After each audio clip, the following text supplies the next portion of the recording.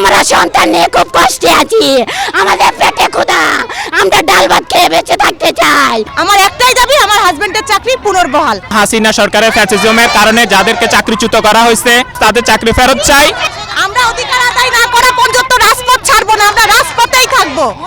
আপনাদের সন্তান আগামীতে এই বাহিনী নিয়ে সুন্দর বাহিনী দিবে, তারাও চাকরি করবে, তাদেরও যেন সুন্দরভাবে, তারাও যেন সুন্দরভাবে সবাই আইন।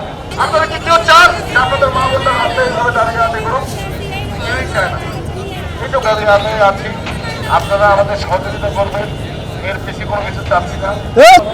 আমাদের সমর্থন দেয় না, আমাদের কথা বলছেন, ওনারা না আসা পর্যন্ত আমাদের যদি চিকিৎসা লাগে দরকার নাই, আমাদের মরে যেতে দেন, মরে যেতে না আসা পর্যন্ত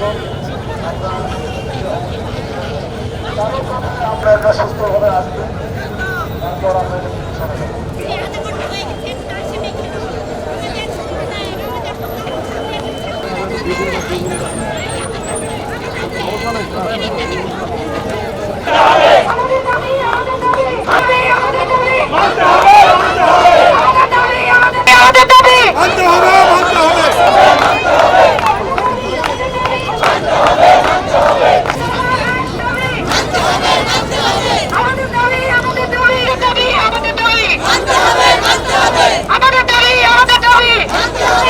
আমাদের অবস্থান হলো হাসিনা সরকারের ফ্যাসিজমের কারণে যাদেরকে চাকরিচ্যুত করা হয়েছে, ধর্মীয় এবং ব্যক্তিগত রোষানলে এবং রাজনৈতিক রোষানলে যাদের চাকরিচ্যুত হয়েছে তাদের চাকরি ফেরত চাই এবং তাদের পাওনা দাবিগুলা মানার জন্য প্রধান উপদেষ্টার নিকট বিনীত আহ্বান জানাচ্ছি।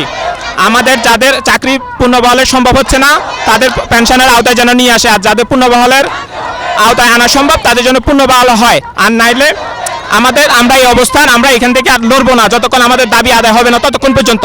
কর্তৃপক্ষের সাথে আমাদের এখন বৈঠক বসছে, এখন ডু অর ডাই চলতেছে। আমরা এটা আমাদের যতক্ষণ পর্যন্ত আমাদের পজিটিভ কিছু আসবে না ততক্ষণ আমরা এখান থেকে নড়বো না।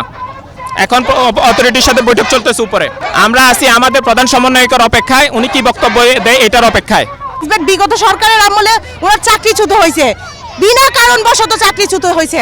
আমার একটাই দাবি, আমার হাজবেন্ডের চাকরি পুনর্বহাল। আমার আর কোনো দাবি নাই।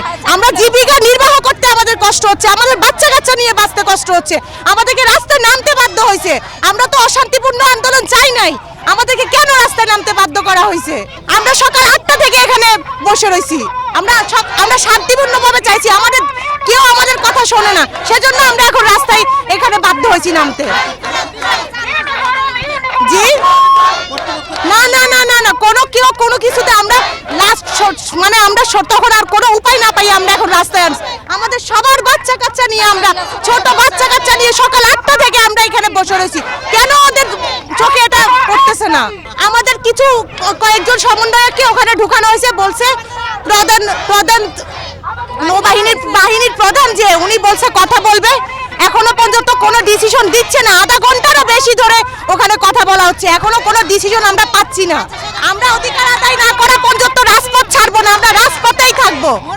আমরা সন্তান নিয়ে খুব কষ্টে আছি, আমাদের পেটে ক্ষুধা, আমরা ডাল ভাত খেয়ে বেঁচে থাকতে চাই, আমরা পেনশন চাকরি ফেরত চাই।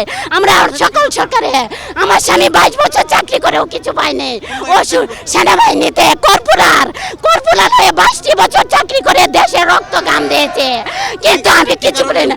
অসুস্থ ছিল, 3 দিন রেফার করছে ঢাকা সিএমএস চিকিৎসার জন্য, পিলিপ ছুটি দিয়েছে 2 মাসের, পরে অনুপস্থিত দেখাইছে কয়েকজন, চিঠি দিয়ে অফিসার অস্বীকার গেছে।